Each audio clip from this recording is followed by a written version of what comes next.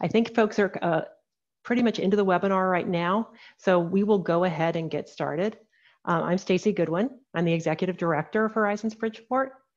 And just very briefly, for those of you who don't know us, with a lot of hard work and collaboration through an SVP team, Horizons Bridgeport was started in 2019.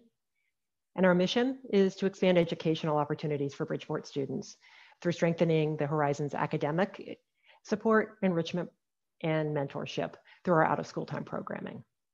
And our ultimate goal is to enroll 1,000 students a year in Horizons. Now, a couple housekeeping points before I turn it over to Amy Orenstein. As you probably can see, we're in a webinar. So you're in listen-only mode and your cameras are turned off. We are recording the webinar though. We will have a Q&A section toward the end. So you'll see the Q&A button at the bottom of your screen. And please use that to enter questions. And you can do that at any time, though we'll focus the discussion of the questions at the end. So with that, let me introduce Amy, who's an SVP partner and the board chair of Horizons Bridgeport, to introduce our speaker. Amy? Hi, everyone. I'm excited that we're all here today to listen and to learn from Dr. Perry. So thank you for taking the time. I think it's going to be a great session. Dr. Perry, for those of you who do not know, is the head of school for Capital Prep, a charter school organization with schools in Bridgeport, the Bronx, and Harlem, serving over more than 1,000 students. Hopefully he'll tell us the exact number. Capital Prep's mission is to prepare students to be engaged citizens for social justice. As the former principal of Capital Prep Magnet School in Hartford, he has developed a long track record working with low-income minority students and preparing them for college. Dr. Perry is committed to eliminating the educational inequities facing our low-income communities. In addition to being a respected educator, Dr. Perry is an author, a motivational speaker, and a news contributor. He's helped Steve Harvey write a book, and he's attracted Sean Combs to invest in his schools. In his, and most, not recently, but about a year ago, I believe he was the keynote speaker at the National Summer Learning Association annual conference, which for those of us involved with Horizons is very close to our heart. If you haven't read it, I read one of his books, which is Push Come to Shove. And Dr. Perry describes in that book his life as a young student from a low-income community, and when he was at a point of particular financial crisis during his college years, the college president where he was attending college asked him to promise that he would give kids like him a chance. Dr. Perry, from everything we've read, it looks like you have more than fulfilled your promise, and we're looking forward to hearing from you today on your perspectives of the current environment, the educational systems, how we can be helpful, and more than anything, we just want to thank you for what you're doing every day. So welcome. Thank you, Amy and Stacy, and all of the people who I can't see who are here to support the work of Horizons Bridgeport in SVP, Connecticut. It's a strange thing talking to a screen. You wonder growing up if talking to yourself actually ever will manifest into anything meaningful. So here it is. I get to do that. I get to talk to what feels like myself, because not just because I'm looking at just myself, but because I'm talking to people who care about our community. I'm talking to people who could be doing anything else in the world at this moment and have decided to take your most valuable resource, your time, and invest it in a conversation about what can and must be done to address educational inequities in Bridgeport proper, Connecticut in particular, the United States of America as a whole. It should come as no surprise to you that I have been known to push people. The reason is because every day that I awaken, I get the opportunity to play a part in the lives of children who, through no fault of their own, were born into what America, Connecticut, and Bridgeport would refer to as the wrong communities. Wrong because they're not set up to succeed. In these strange political times that we find ourselves in, there are those who wish to have conversations about the solutions without truly understanding the problems. It is often the case that people ask me to talk about my story, to tell my background and how it is that I came to wherever it is that I am, which today happens to be in Atlanta, quarantined for 3 days. Trust me, I've been tested 3 times. It ain't me. It's just travel has its limitations these days. But who I am and what that represents as part of this fight. I think the most important point about my story is that it is unfolding as we speak. I am a member of a team of educators who have come together under the banner of Capital Prep with one mission in mind, and that's to change the world as we see it. To put children from historically disadvantaged populations into a position of advantage, not advantage one over another, but an advantage in that they are in a position to change the world. You have to understand that there is a system in place. A system is something that repeats itself. Whether your system is every single day you wake up, you work out, or at least in your head you work out, but you definitely think about working out, and then you get your coffee and you get your day started. That's a system. The American public school system is a system. It's a series of behaviors and policies that are put in place to produce the same results, a system. This system is, by all accounts, the most racist, classist system that this country has. More racist than the justice system, more racist than the healthcare system, because it is at the front of all other systems. It is the system that fuels all other systems. In fact, when you correct that system, the other systems will be corrected by and large as a result of it. In fact, if you keep in mind that this system that we have was designed so that children of color never gain access to the quality of life that this America of ours has promised, then you will understand its underpinnings, and as such, understand some of the problem. The challenge with having a conversation about systems such as the American public education system or Bridgeport Public Schools is that it's difficult to comprehend a system, not because we are not intelligent enough to do so, but because a system has been set up already. And we have good people, kind people, who for whatever reason decided that they wanted to work to help people. But in so doing, they participated in a system that will not help people. When you send children to school based upon where they live, that is a proxy for their race and their economic status. When you limit them to that decision, then you are, in fact, perpetuating a system that by its very design will ensure that Black children, Latino children, and poor children would not only be the most likely to be suspended, expelled, or disciplined in the system, not only will they be the lowest performing academically in the system, but they are the most likely to drop out and the most likely to go to prison. What does that system look like in practice?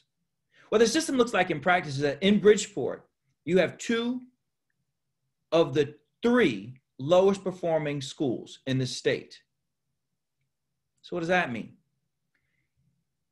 It is not a coincidence that the zip code in the state that sends the largest number of people to prison is in Bridgeport.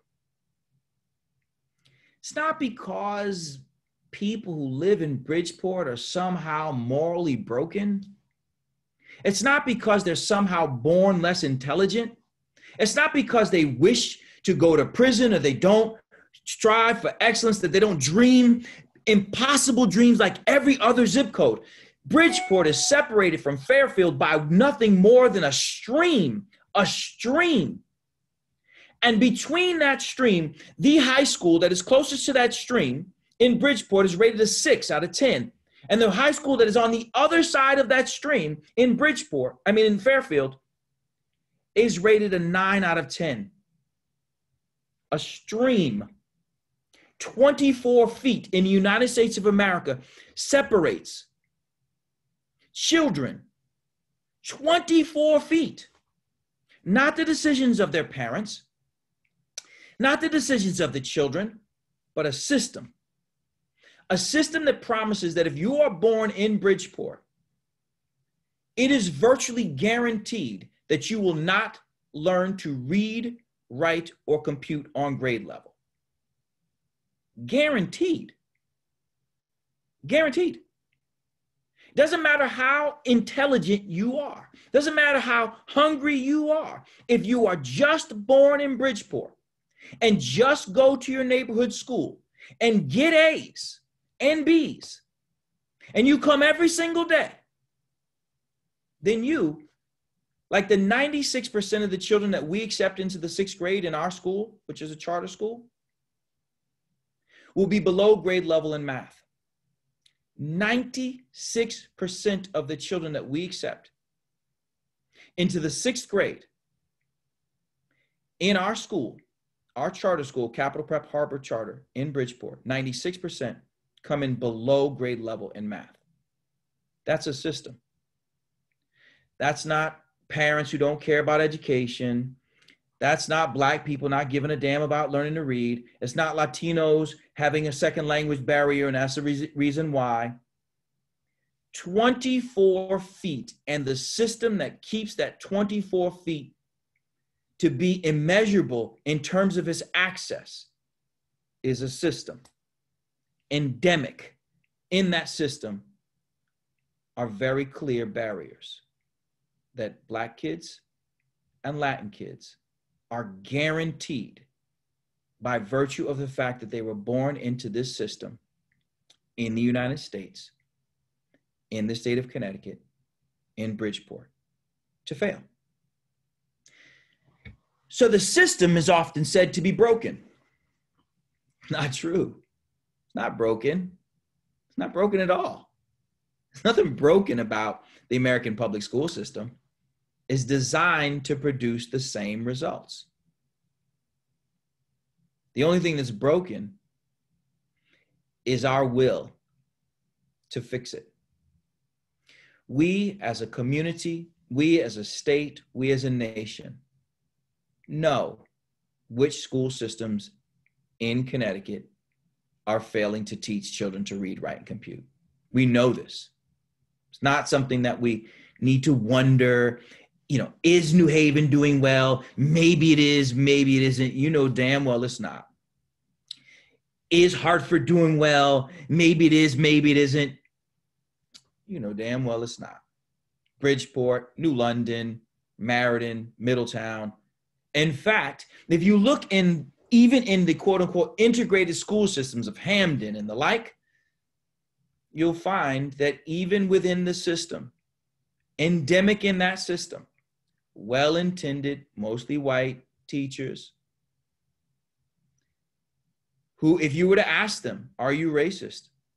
They'd say, I am absolutely not. And one could argue that they may not be, but the system that pays them is. And so what does that mean? It means that in those other systems, expectations are lower. They're lower for what we expect out of teachers. They're lower for what we expect out of children. And as a result, we get less from both. You'll hear people say, but it must be the resources. The reason why those school systems are failing is because they don't have the same resources as Fairfield and Greenwich, and that's why they're failing. It would make sense. Because the tax base in those communities are not the same. Sure. Except for the fact that it's not true. It's a good argument. The truth is, if you were to ask most legislators in the state of Connecticut, in the United States, hey, how much does it cost to send a kid to school? They don't know. How can you say it's underfunded when you don't know what you need to pay? If you were just going by the funding, then you should send every child to prison, because that's where we spend the most amount of money on children. So if it were an issue of expenses, then we would know what that is. We could just look at what we spend on the most expensive prisoner, and then we say, spend that. But there's not a single school district not Greenwich, not Fairfield, not Glastonbury, not Farmington, that spends as much as we spend on prisoners. So it can't be money, but it is the expectations. It is what we expect to come out of a school system. It is the accountability therein. It is that, because in the city of Bridgeport, of the 42 schools, Capital Prep, Harvard Charter School, is the 41st funded, meaning the second lowest funded school in the city of Bridgeport. Yet, last year, we sent 100% of our graduates onto four-year colleges. And of those colleges that we sent children to, all of whom are Black, over 70% of Black and Latino, over 70% are poor, and most of whom come from Bridgeport. Of that 100% that we sent to four-year colleges last year, as the 41st or 42nd in terms of income, we sent children to Stanford University on a full scholarship, Dartmouth University on a full scholarship, the University of Pennsylvania, George Washington. We have acceptances to Wellesley, Mount Holyoke, Wesleyan, Howard Hampton Morehouse, Notre Dame, and virtually every major college in the United States of America. Black and Latino children born and raised for the most part in Bridgeport, Connecticut, who are no different than those children who go to school just 24 feet away in Fairfield, outperformed Fairfield. They didn't send 100% of their graduates on to four-year colleges, and you can't send them better than the Ivy Leagues. And you definitely can't send them better than full scholarships. And not one of those children that I just mentioned went to school on an athletic scholarship. Those kids are many things, but they ain't athletes. They are not athletes. What they are scholars, Black and Latino kids, who, if they were forced into the failed system that is Bridgeport Public Schools, that is Americans' public school system, then they would not have gone to college. Less than 20% of the citizens of Bridgeport have a bachelor's degree. Yet we send 100% of mostly Bridgeport residents to a four-year college. They would not have learned from Black and brown teachers. In the state of Connecticut, 96% of all teachers are white. 96% in a state that has over 18% of its population African-American, another 18% are Latino. Nearly half of our state would count themselves as a minority. Yet only 4% of the teachers in the state's public school systems are Black. Yet the majority of the schools that have the highest percentage of Black and Latino teachers are charter schools.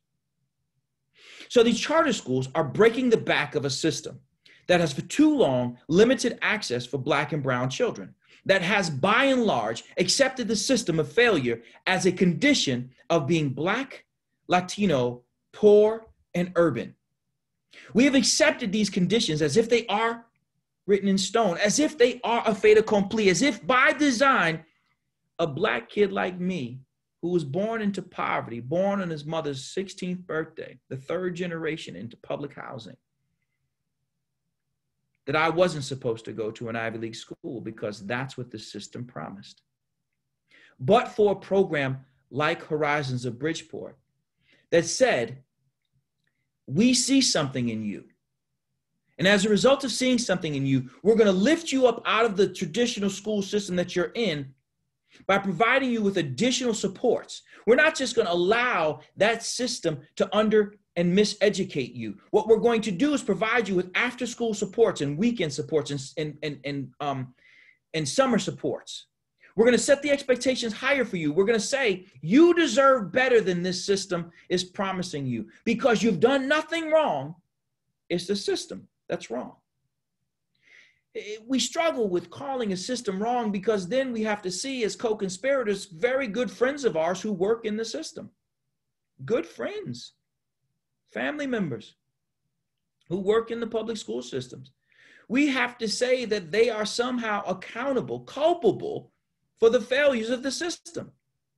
Few people want to do that. Few people want to say that someone who wakes up every day to be a teacher or principal or custodian or security officer in one of these schools is playing a role in the demise of an entire race of people. No one wants to say that. When we think of such notions, it's so difficult for us to internalize because we think, oh my God, it can't be so. They're such a nice person. She's such a good mom and sister and friend and daughter. She is. She just so happens to work in a system that is destroying our community. I don't like it either. I wish that we could fix it. In fact, I wish so much that I spend every single day doing what I can in Bridgeport, in New York, in Connecticut, and nationally to break the back of this system. Ask yourself, why is it that we have this system anyway? Well, it's pretty simple. Because what this system does is it guarantees that if you live in a suburban, wealthy, largely white community, your children will not have to go to school with poor minority children. It's the only thing the system does.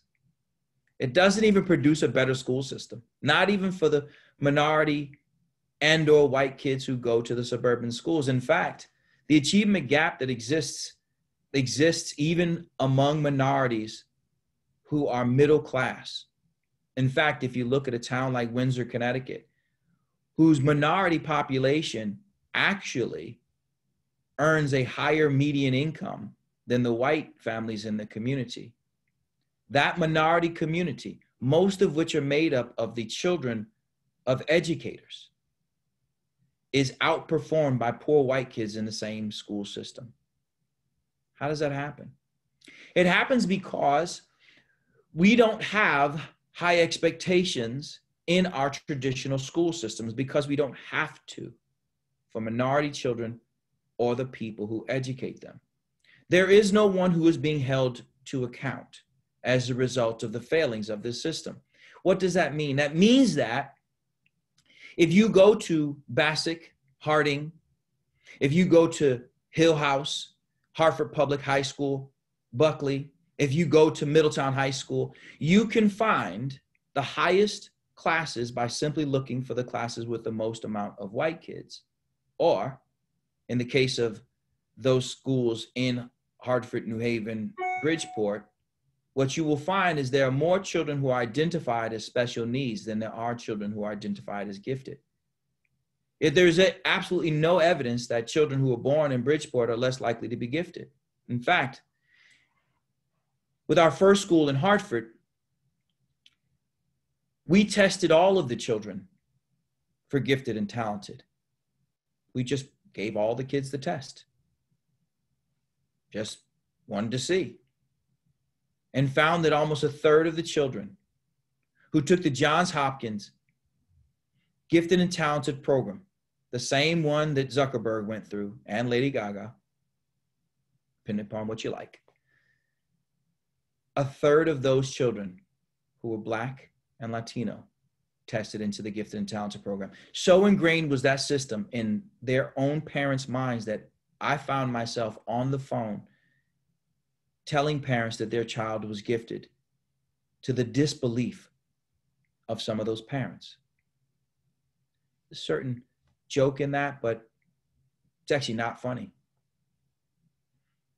It's actually not funny that our parents had so believed that their children were less intelligent than the white kids, that when I called them as their Black principal and told them that their Latina third grader was gifted, they said it couldn't be possible, that it's just not possible. You know a system works when you don't even notice that it's working anymore. When the people who should be seeing themselves as the victims of it actually support it.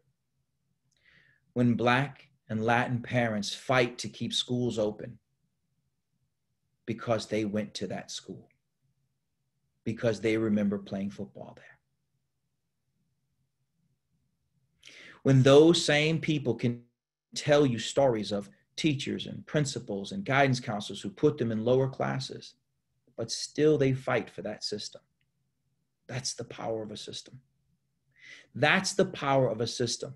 The power of a system that is truly ingrained in the zeitgeist of our country is one without blame.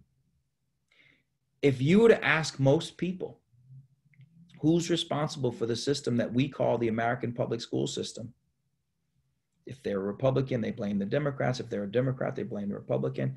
If they're a teacher, they blame the parents. If it's a parent, they blame the teacher. If it's someone who's a liberal, they blame the wealthy. If it's someone who's conservative, they blame the liberals. It's just everyone's blaming someone, but nobody's taking responsibility. No one raises their hand and says, me.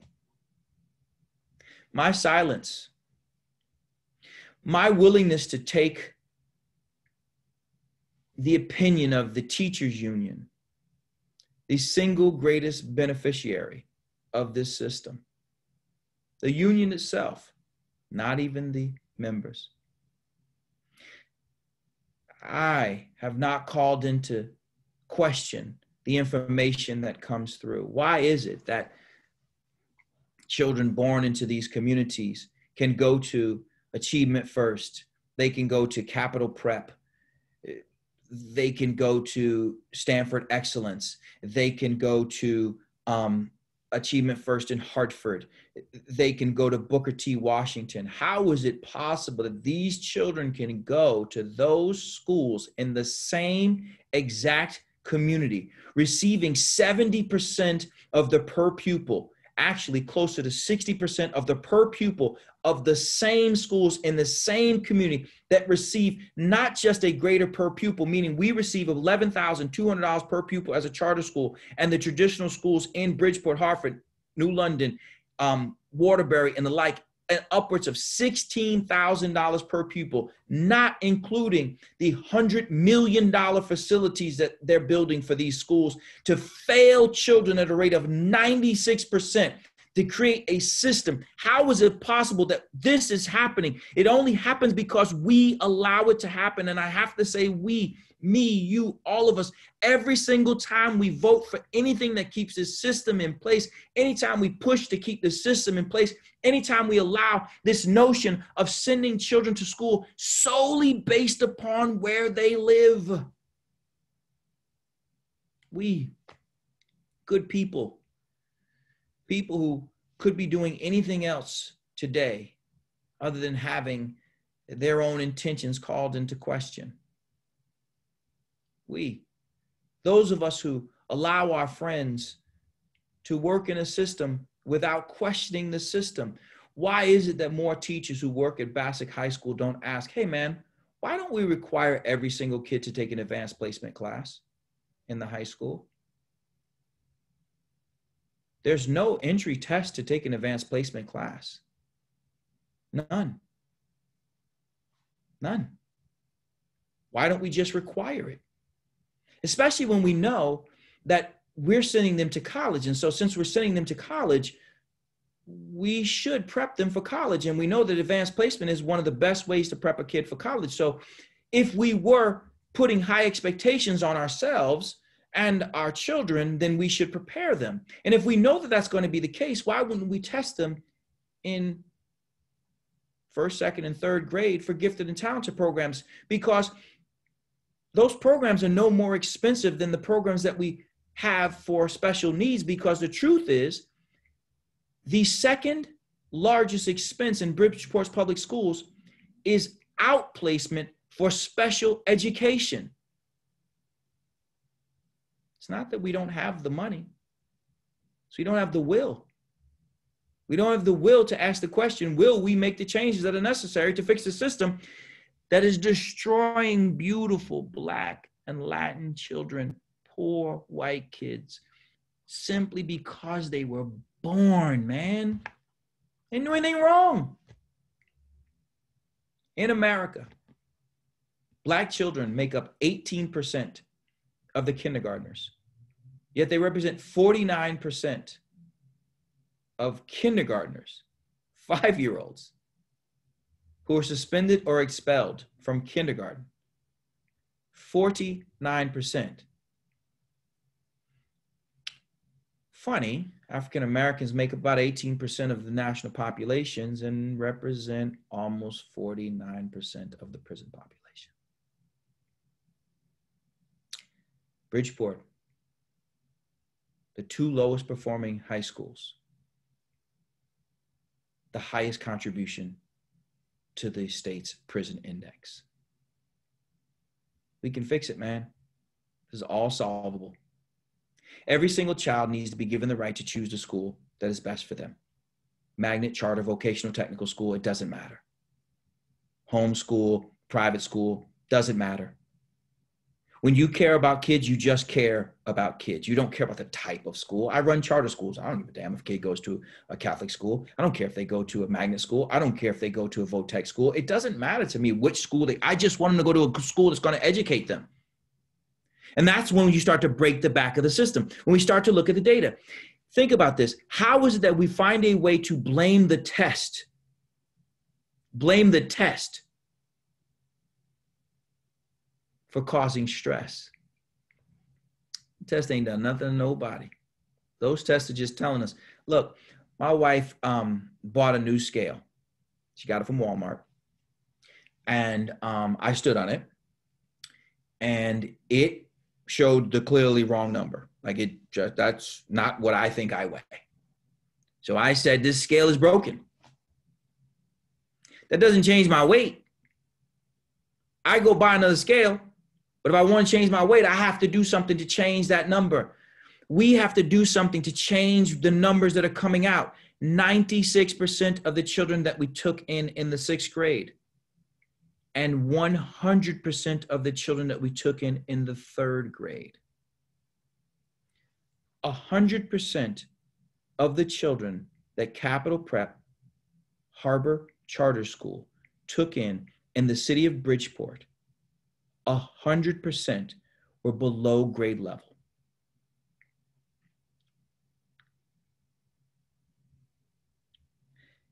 By the 3rd grade, they're 9. Data is really clear that if you're not reading, writing, and doing math by grade level, by the 3rd grade, there's a 75% chance that you will never be at grade level. Period. Those children who are not at grade level are the most likely to be suspended, expelled, or disciplined.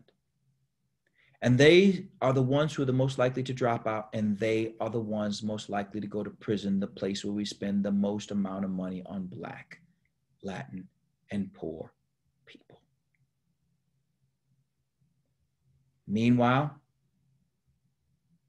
Achievement First is the #2 performing high school in the state of Connecticut. It's a charter school. It's over 98% Black and Latino.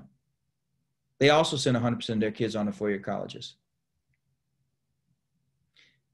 So the question is, why keep this system in place? Who is it benefiting?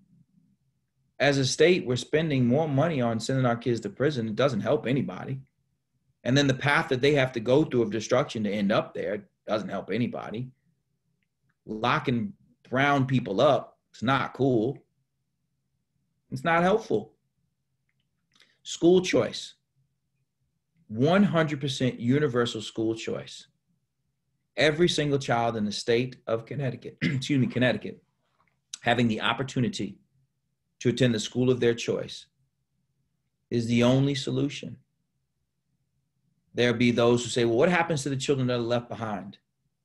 If every child gets to choose their own school, then there are no children who are left behind. Well, what about taking money away from the neighborhood school? It's not the neighborhood school's money. We didn't pay taxes so that we can pay for a building. We paid taxes so we could pay for an education. Yeah, but what about those parents who don't know any better? Funny. They keep finding a way to send their children out. Don't let our friends fool us. Don't let our friends in the teachers union fool us. It's not about privatization. It's about publicizing the truth. If you really want to know what people in unions and at the state legislature think about the neighborhood schools, I defy you to find a legislator in the state of Connecticut of any race or any income level who sends their child to a failed urban school and doesn't have them in some sort of magnet program within it. Just general population, Bassick High School. General population, Hillhouse High School. General population, Hartford Public High School. Good luck. Good luck. Because they apparently have a lot of luck, because those folks, even the ones who represent us, seem to have the luck to end up having their children in magnet schools and charter schools. I'm not faulting them for it. I just want what they have for everybody. It's not about money. It's about will. It's about a decision to break a system that in its very existence is destroying our state, our community, and our nation. We can fix it. People just like us, many of them well-intended as well, put the system in place. People just like us can dismantle it and create opportunity for every single child in our great state, starting in a city that I've grown to love, Bridgeport. I want to thank you so much. This is the time where you get to ask questions. Amy's going to read them, and we will go from there. Hi, everyone. Sorry. Okay, please submit some questions if you have them. I have a few to get us started. Dr. Perry, thank you. I thought that was awesome. And I do believe there are a lot of people on this call that have the will to push for change. What are some specific things that we can do, both short and long term, as individuals and as an organization to work towards change?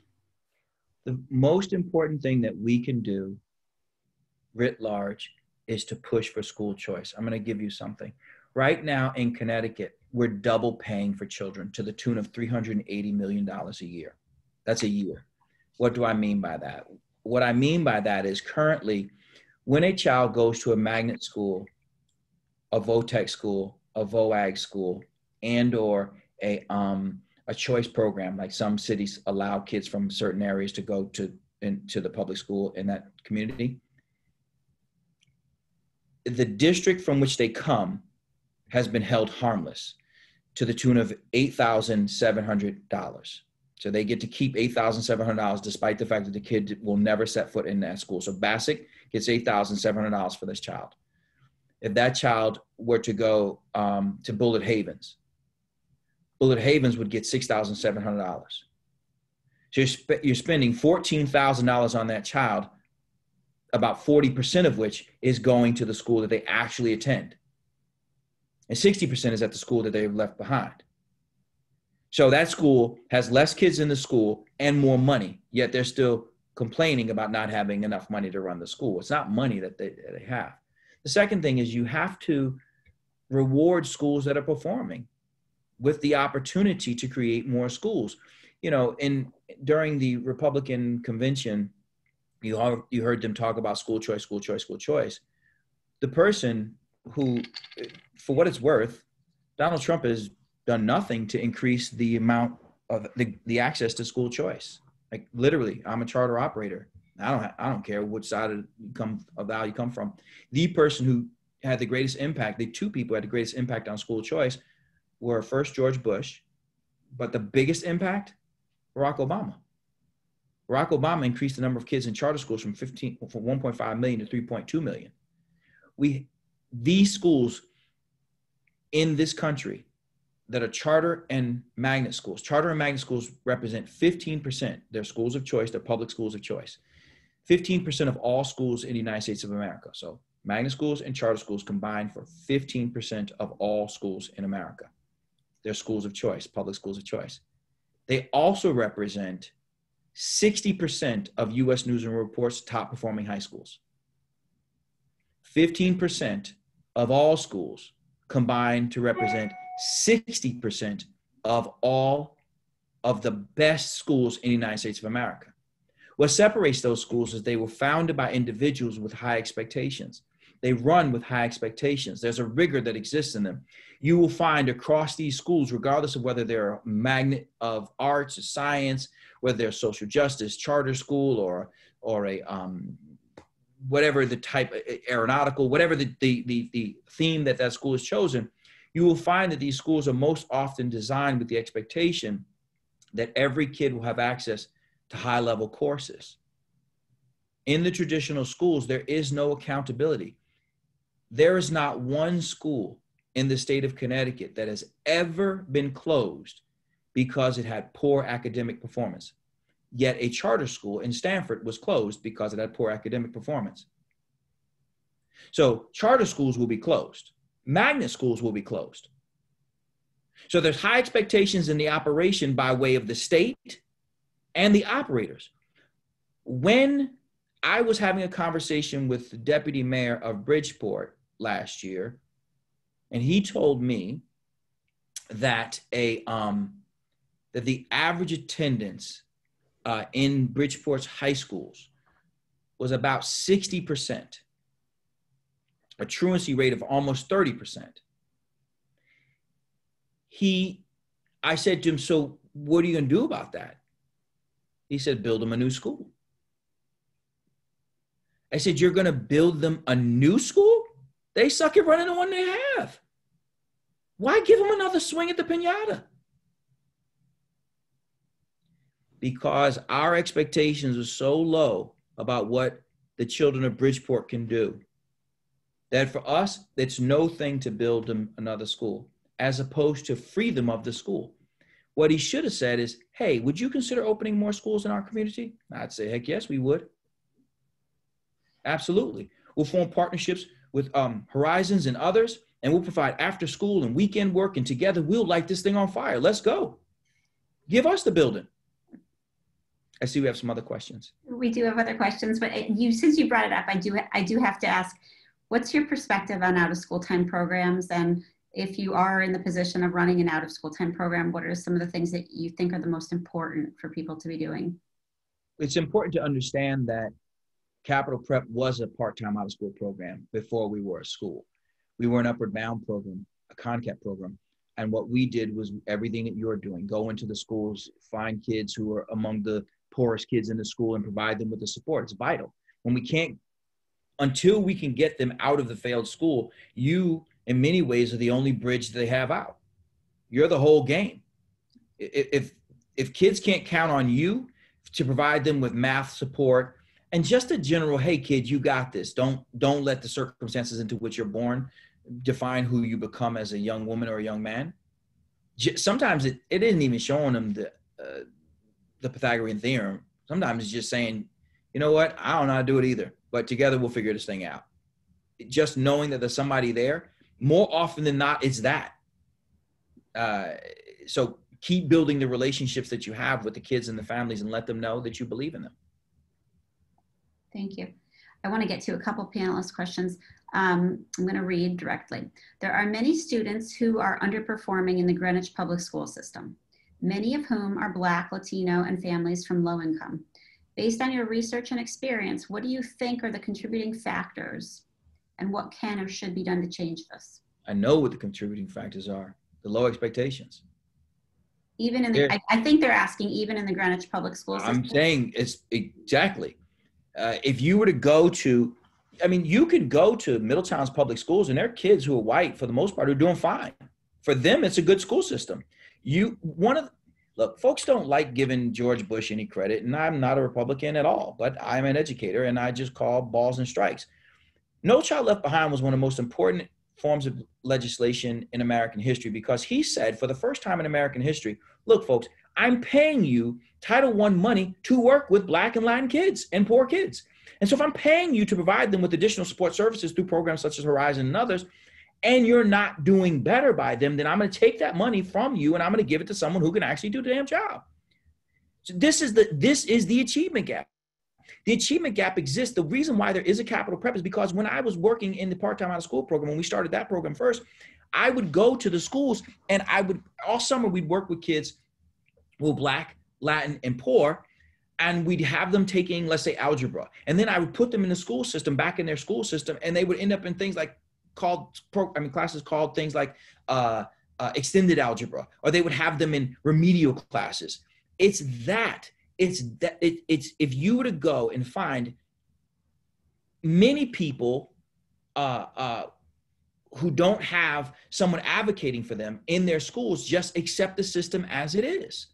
And so just as I said, when I would call parents who chose our school in Hartford and tell them that their child was in gifted, they would say, no, he's not. No, she's not. No, she really is. It's because even the parents who go to Greenwich public schools, who live in Greenwich, who are poor or Black, Latino, accept the system as it is. And they don't push back and say, well, why is my child low performing? There's implicit bias among faculty members. There are a lot of reasons why. And we can't escape that. These are just facts of that unpleasant as they are to hear them as the adults. Imagine having to live through them as a Black person or a poor person or a child. Knowing that there's somebody kicking you in the behind, but you don't know who it is, and not knowing who to blame because everyone has someone else to blame, but no one's taking the blame for what it is that's happening. One of the reasons why we exist is to show that even when you do move to the suburbs and you are a person of color, you still suffer from the same limitations that we've seen in the traditional neighborhood urban schools. They're still not putting Black, Latin, and poor white kids in the elite classes. Why is it in a school, for instance, like Greenwich High School, that you have a choice to be in an AP class? Just put them all in AP classes. Why not? And well, they'll fail. How do you know? Let's try. We don't even know yet. I know that some people like to think that their child is special, and I love my sons too. And, they're just regular like anybody else's kids. But my oldest son went to Capital Prep, as did my youngest. My oldest son got his associate's degree before he graduated high school. And then went to the University of Pennsylvania. Not particularly special. He's just in a school where that was the expectation. He's not the only kid who's taking college classes in our school. And it's not because his dad's the founder. It's because we expect every single kid who goes to Capital Prep to take AP classes and college classes while still in high school. So this is a great transition to one of the questions, and it's actually something that I wanted to ask you about anyways. The question came in is, can you tell us a little bit about the curriculum of Capital Prep and why your kids are so successful? And I know from what I've read that you also, the whole idea that your students are taking college classes. So can you talk about Capital Prep's curriculum, the need for early college classes, and how that makes these students make transitions successfully between high school and college? Absolutely. That's it's a great question. No. It's a great question, but it's a really long answer. I'm going to do what I can to truncate it, to take into consideration everyone's time. We have a school that is designed to send kids to college, which means that every single thing that we do is in preparation for college. So we don't have algebra, college algebra, AP algebra. We have college or AP. Like, it's just what it is. If we don't have an AP algebra class, but I'm just using that. We supplant traditional classes with AP classes, or we supplement them with college classes because we want to build up the rigor of being in college early enough. When we were building Capital Prep, we went to visit schools like Cheshire Academy, Andover, Exeter, and other schools like that. And I didn't find that the kids there, no disrespect to those people who send their children there, I didn't find those children to be inherently smarter than our kids. I just felt like the expectations that were put upon them were different. And so the rigor of the questioning was different in those schools. It wasn't a lot of, we'll call them dittos, right? Like things that you just fill in the blanks. There was none of that. Like there just was none of it. So it's not the said curriculum as much as it is the expectations. So every single kid at our school has to take college classes before they graduate. All of our kids take AP classes before they graduate. And then our secret sauce is something that we refer to as our affective side of the house, which is a much larger conversation, but every child has an advisor, and they're in an advisory, and those are small units within the school. We have people now, the new now, wow, was social emotional. Before it was the whole child, and then it's other things that, you know, every generation calls the same thing something different. But for us, it's about making sure that children develop the language that's necessary to advocate for themselves. So we teach them how to do that, how to evaluate themselves emotionally, how to speak through their emotions as opposed to just reacting through them. We teach them to be emotionally intelligent. We teach them, why is that important? We teach them those skills because that's important, because when they're struggling in a class, we need them to be able to say to a teacher, hey, I didn't understand that. Ms. Orenstein, can you explain that again? Versus what we typically see for children who feel insecurity in the classroom, they won't ask the question, they won't do the assignment, and they'll do poorly on it. We want them to feel that their education is their own. So instead of having a night where we hand out the report cards like you see in certain schools, they just hand them out. We have something called a student-led conference. And in the student-led conference, kindergartners stand in front of the smart board and they take their parents through the learner expectations that we have and explain why they're a skilled information processor, why they're a problem solver, why they're a researcher, why they are these things, and why they're an auditory learner versus let's say a spatial learner. Like they know their learning styles and they can explain that. And the more they can explain it, the more they can advocate for themselves, and they can say to a teacher, you know what? When you write that on the board, I struggle with it. Can you explain that to me? That's important because when you get to college, there's no one holding your hands. So we're preparing them. We're building out the affective side of the house. And that's really our secret weapon. That's the thing that we do that really, really, really sets us apart. And then when we lead with love. So when you come to our schools, it feels like a freaking party. Like it feels like this is a dope place to be. Like you should want to be here. This is awesome. And it's fun. We want school to be fun. I mean, it's got kids there. I don't understand how you have a whole bunch of kids somewhere and it's not fun. And put a whole bunch of kids in a room. I promise you they'll find a way to have fun.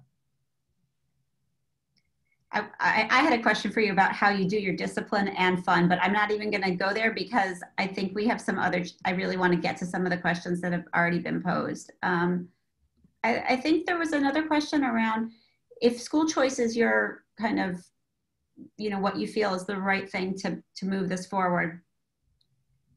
There's going to obviously be capacity issues right now, right? Not everybody, there's not enough choice for everybody to go where they would possibly want to go. So is it the chicken or the egg? Like we have to support school choice enough to create more to transition? Like what? A simple one. No one ever wonders if there'll be enough Dunkin' Donuts. Ever. This is the only industry where that becomes the pushback. Well, what if there are not enough? No one ever says there are not enough Starbucks. It's the only thing. No one ever says that. What if there are not enough? No one says, hey, what if everyone doesn't get into Yale? Do we not send anyone to college because because everyone can't get into Yale? It's just we don't pose that anywhere else other than K-12. We just don't. It's a reaction that we constantly say. We constantly say, as opposed to, I come from a big family, make more room at the table. We had 900 kids on our waiting list. 900. Why? Why? That's just mean. And so these parents think I'm not letting them into school. It's not me. I'll open another school tonight. Really, I'll open another school tonight. When these people who are on this call, these powerful people on this call start to contact our legislators and say, you know what? I don't care if you like Donald Trump or don't like Donald Trump, or you think that this is his deal or whatever, or you don't like Barack Obama, you do like Barack. I don't give a damn. You have to like kids. Like, really? What's wrong with you if you don't like kids? Seriously, like, what's wrong with you if you don't like kids? So if you want kids to have the same opportunities you want your own kids to have, then let's do that, man. Let's make it happen. Give them the same choice that every single one of us on this call exercises. Not one of us says, you know what? Not going to send my kid to a great school because somebody else's kid's not going to be able to get into one. None of us says that. We say, I'm going to send my kid to the best school I can. I'm going to hope that these other kids get their families get this, but I'm not going to take this opportunity away from my kids. So I'm saying, if we're not going to take it away from ours, don't take it away from anyone's. So to that end, very specifically, let's have that problem first. Let's say we gave universal school choice to the state of Connecticut, just like we want universal health care, just like we want vouchers for food, vouchers for housing, vouchers for, let's push this thing. Next year, every single parent in the state of Connecticut gets to ask the same question: where are you sending your kids to school next year? Watch and see how we as educators start to hop to it. Watch and see how hard we start pushing our teachers and other staff to be customer service friendly. Watch and see what rigor starts to look like. Watch and see when you say, you know, I want my child to have an opportunity to run for office at the school. Watch and see how quickly we respond to that. Watch and see how we change schools, because that's what we have to do as a charter school. As a charter school, you say, I'm taking my kid out. We have to say, whoa. Wait a minute. Settle down. What's going on here? No.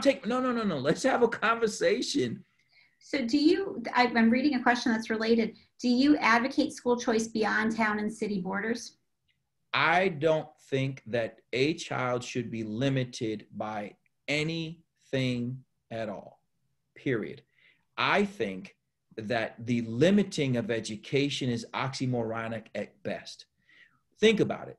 No one says when they're sending their child to Andover, it's too, I don't know, it's not in my neighborhood. No one says when they're going to Choate from China, you know, it's too far. I don't think so. It just doesn't happen. Only for poor people do we have this provincialist approach that we have to go to school inches from our house, but everybody else can exercise any opportunities that they get. I think that we are not even close to where we should be in terms of what schools are. I would say, as an operator of schools, that my schools are obsolete. I think that the traditional brick and mortar experience in and of itself is behind the times. I think building these behemoth buildings, $100 million, $120 million, to house thousands of people in one building, just one building on top of each other. Not the best way to do it. Imagine, if you will, in a day, if you could take classes with someone from Beijing, South Korea, and someone who's teaching out of the Hamptons in one day. How super cool would that be, right? Yeah. Like, really? Our kids are playing video games with those same people every day. I mean, our kids are not slowed by the limitations of our minds. Why should we slow them down? I mean, the kids they're revved up and ready to go. For them, this device is not something, an albatross. It's just a thing. It's like it's just an extension of their hand, much like a paintbrush is to an artist, or a chisel to a sculptor. No, I don't think that we should limit it at all. At all. That's the point. The whole point in public education in this country is to limit. There are 32 states in this country that have secession laws, meaning, like you think it does, that they're carving out these bizarro neighborhood school systems. And I'm not talking about just down south, in places like California, liberal California, carving out wealthy neighborhoods and building their own school system that limits people who are less than 24 feet away from sending their children to it.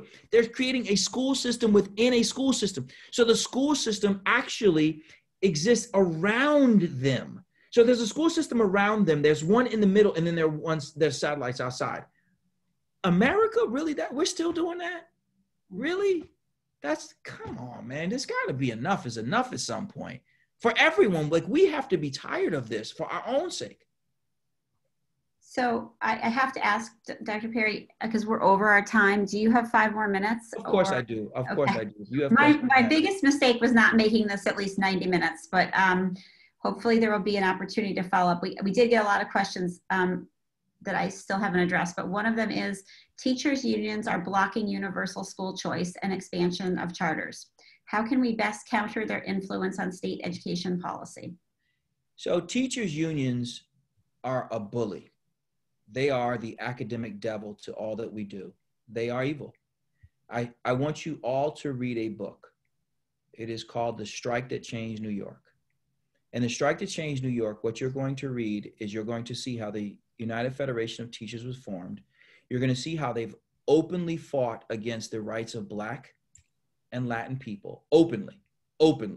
Schenker was chastised by Dr. King himself for his work. It didn't stop him.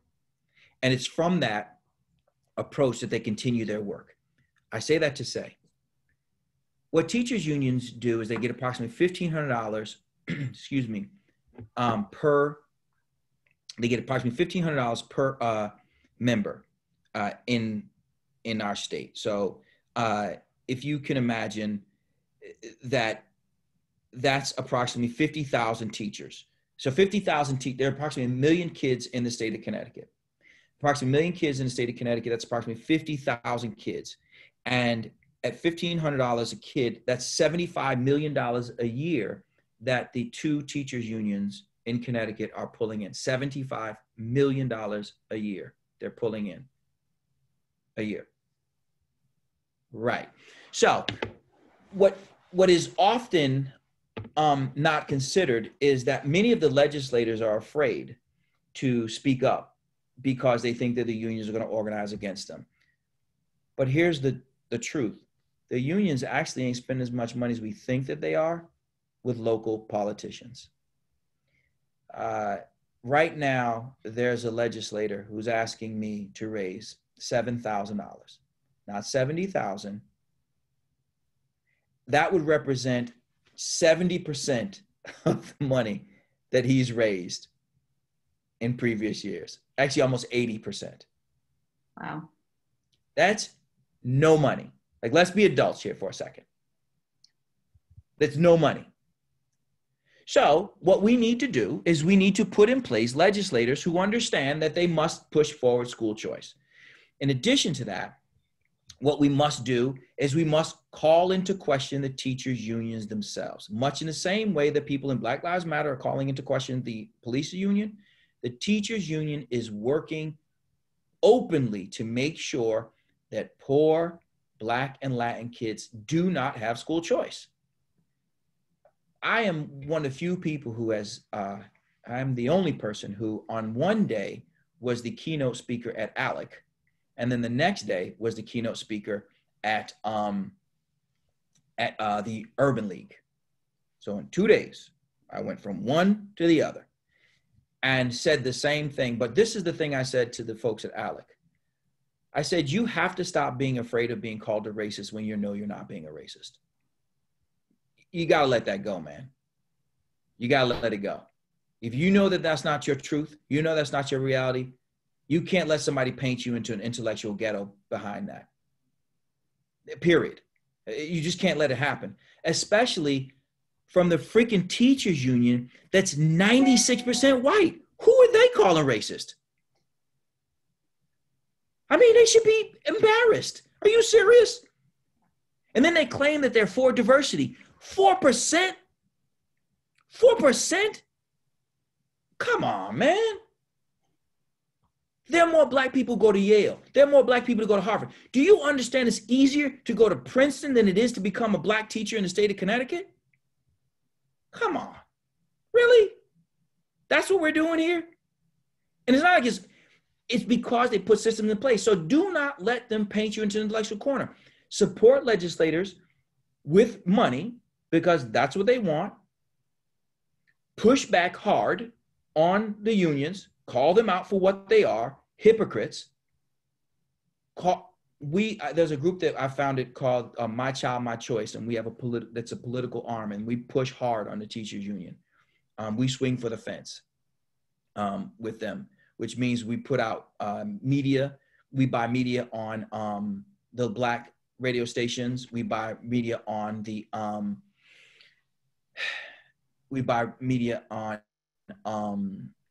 conservative radio, and we do geo marketing on school choice. You can give to our effort. We, for very cheap, there's no one who's employed by My Child, My Choice. I'm the leader of it. I don't draw a salary from it. We just pay for marketing and advertising to push this thing forward. And I will tell you that after just 1 year of pushing My Child, My Choice, there are legislators who are asking us to stop. And that's what we want. So now we're going to turn it up. And then we're going to identify the major hypocrites. Like there's I think his name is Hennessy, who is, he is a delivery person for, I think, UPS or something. And he wears his uniform up at the state capitol, whatever. He's so anti-school choice, he says. He's anti-charter, but he sends his children to a charter school in New Haven. So people like that, we're going to call them out as well. We're not playing. We're not going to allow hypocrites to stop our children from gaining the same access that they have. All I want is what they have. I don't even want more. I just want what they have. My kids are fine, right? I don't need, my kids are good. My sons go to Capital, well, one went to Capital, the other one goes to Capital Prep. And if I needed to, my wife and I could send them to a private school. We are fine. But we're not fighting for our children. We have to fight for other people's kids. So support legislators, work against those who who are hypocrites. And then, like I mentioned, and I hate to put a plug out, but I do want to give you an option that My Child, My Choice is an option that we have created that is pushing the envelope. And now, this is the most important part. We work primarily with Black and Latin legislators. So that's who we work with. And in so doing, those folks are coming to me. I just mentioned that at the top of this. They're coming to me and they're saying, hey, can you help me raise money? Now, when I can start to help to raise money for these folks, they stop going to these teachers union because they really don't even like them anyway. They'll tell you, I don't even like these people. I don't like them. I don't like what they represent. I know what they're doing to our community, but they're the only ones who will put people out there at the polling stations who will do the things that we have. We're talking cheap, really inexpensive buys here. That just, it's actually embarrassing that we don't do it more often. Okay, well, I'm going to do one last question, which I know there's some unanswered, and I hope we can reserve the right to maybe talk to you offline. I think Horizons has a lot that we could learn from you, and I think SVP has a lot of initiatives that might link to some of the work you're doing. But this is a very interesting question. Why is it difficult for Blacks to become teachers in Connecticut? A lot of reasons. I'm going to start at the top. First of all, many African Americans attend low-performing schools. We've established that. And in those low-performing schools, they come out with low test scores. One of the first strategies that you have to become a teacher is your SAT score. They actually use your SAT score as a way to determine whether or not you can become certified. So if you have, for instance, 1,000 or greater on your SAT, this is a real number, 1,000 or greater on your SAT, you can forego some of the other tests that you have to take to become a teacher. It's a test called Praxis. Well, the average SAT score for African Americans in the United States of America is about 930. So let's start there. So harder from the get-go. So systemically, we were in poor performing schools. One of the tests that we as a community have significantly underperformed, not underperformed, we performed at what we've been educated at in this system is the SAT. The SAT and the Praxis are created by the same company, College Board. And so College Board creates the SAT, measuring certain skills, and Praxis, measuring certain skills. So if you perform under, you have to then take the Praxis, which if you had performed above, you wouldn't have to take. That's the first part. Let's say you pass some of those tests. Very few people, African Americans in particular, major in education coming out of high school. No surprise in that if you didn't have an awesome experience as a student in the public school system, which is where most Black people go to school, guess what? You don't want to do. Become a cop or a teacher. Becomes easy to become a cop because you don't need a college degree, and you just need a high school diploma. So but we'll shift that for a second. Then once You pass the tests and you majored in education, you have to be hired. And people tend to hire people who they believe are like them. So you've majored, passed, now you have to then go and prove to what will, in 71 cities and towns in the state of Connecticut, 71 cities and towns in the state of Connecticut, out of 169, you will have, there's only 1 or 0 Black teachers in the entire school system. There are 40 cities and towns in Connecticut where from kindergarten to the 12th grade, there's not 1 Black teacher, period. There are not a lot of them. Not that, there are more in other schools or yada, yada, none of that. No. I said none as in none, not a single one, none. And so when I'm telling you that it's harder to get into Princeton, there are none. So you think about it. I just read you a couple of really quick statistics. 2019 study conducted by American University researchers found that traditionally public schools and charter schools serve Black children. In our schools, we have the highest percent. We have the highest percent of children who are Black and Latin, and we hire the highest percent of faculty who are Black and Latin because we look for them. When you have a high percentage of Black and Latin people, guess what the highest percentage of teachers who you hire after them are going to be? Black and Latin. So we look for people of color to teach in our schools. We work hard to get them, and then we work hard to make sure that they feel comfortable in our schools. And I can share with you more research on that My Child, My Choice put together just to give you some sense of what that is. I can also share with you some research on how many of our folks are in prison and where they come from. And I can show you how school choice only, if you just measure for school choice in the state of Connecticut, the performance of children who attend a school that they chose versus one that they did not is the only difference. Nothing else in terms of the overall performance of the children. Nothing. So we know what works. We absolutely know what works. We know how it's been working for generations. Now the issue is just, are we going to keep this thing assigned to just a couple people? Are we going to let the teacher union punk us, scare us, bully us into corners all the time? Or are we going to fight back and tell them shame on them? They know better. Because I want to say to you that of the reason why, as a final thought, if you figure for a moment that there are approximately 5,000 kids who are in charter schools, give or take. And you look at just under, let's say there are 250 teachers who are in those charter schools.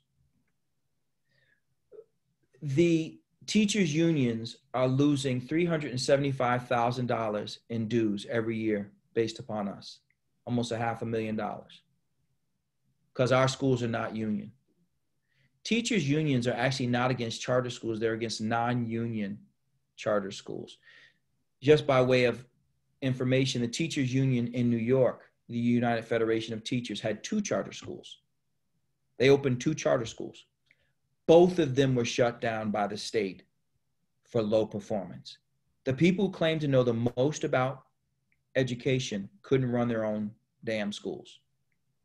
And as a result, their performance was so substandard that the state, after multiple warnings, well, the way that the publicity is that they decided to shut their own school down. But that's not true. The state said, if you don't close this school, we will. So it's like, you're fired. No, I quit. Whatever. You just won't be here tomorrow.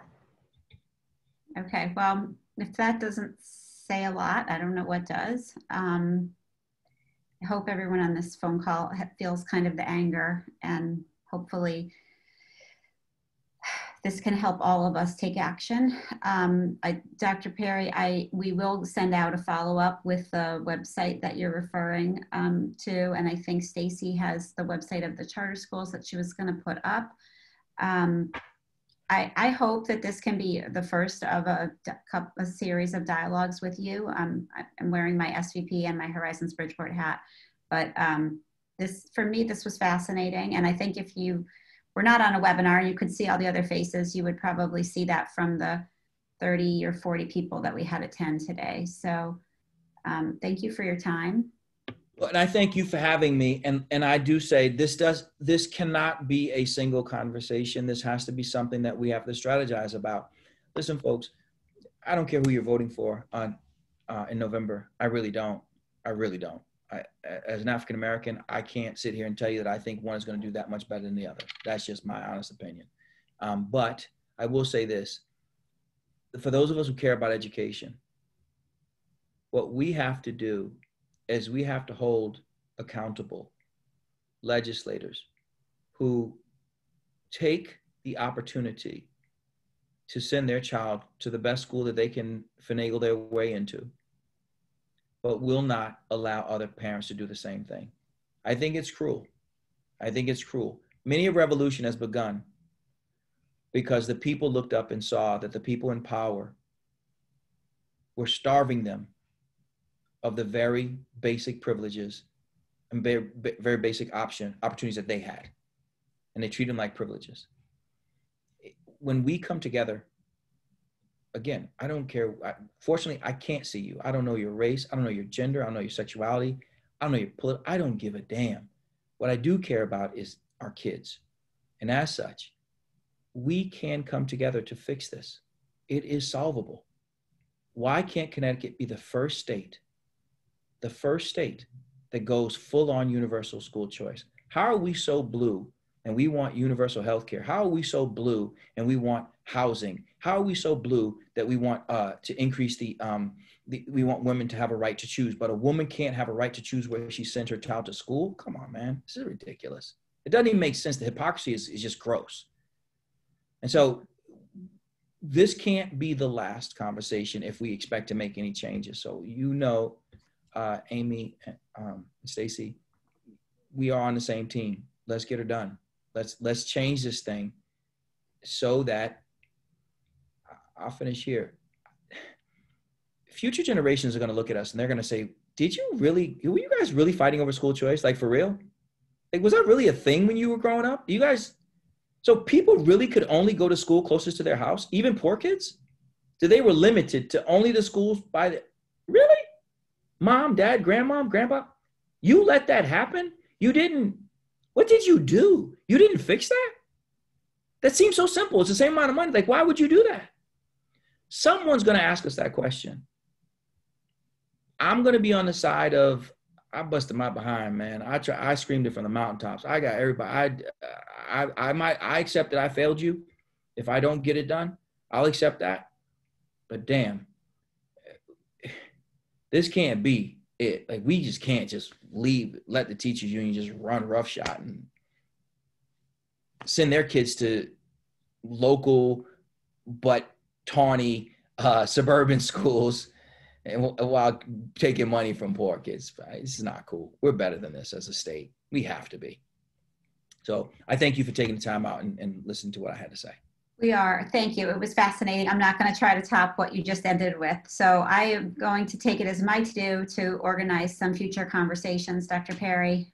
We are incredibly appreciative of your time. We know that you're very busy, and this was fascinating. So I'm looking forward to speaking to you again soon. And thank you to everyone that chimed in and stayed late.